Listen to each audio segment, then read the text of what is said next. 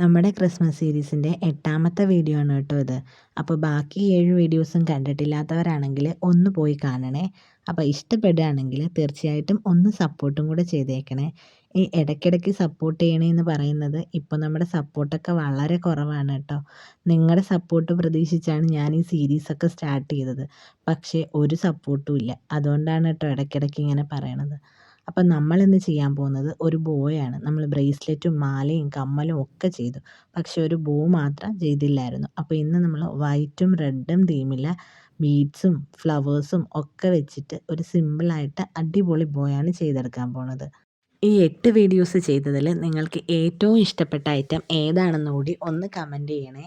നമ്മൾ അമ്മമാർക്ക് നമ്മുടെ പെൺകുട്ടികളൊക്കെ നന്നായിട്ട് ഒരുക്കി കണ്ണൊക്കെ എഴുതി പൊട്ടൊക്കെ തൊട്ട് നല്ല ഉടുപ്പൊക്കെ ഇട്ട് അതിന് മാച്ചിങ് ആയിട്ടുള്ള ബോയും വളയും മാലയും കമ്മലും ഒക്കെ ഇടിയിച്ച് കൊണ്ടു നടക്കാൻ ഭയങ്കര ഇഷ്ടമാണല്ലേ.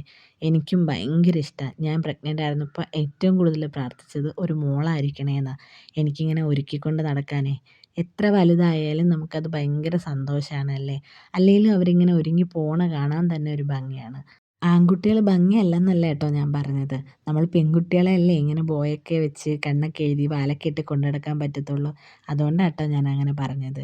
അപ്പോൾ നമ്മുടെ ബോയ് ഇവിടെ റെഡി ആയിട്ടുണ്ട്. ഇതെന്തായാലും ഇവിടുത്തെ കുഞ്ഞുമോൾക്ക് ഒത്തിരി ഇഷ്ടപ്പെട്ടു. അപ്പോൾ എങ്ങനെയാണ്, നിങ്ങൾക്കിത് ഇഷ്ടമായോ?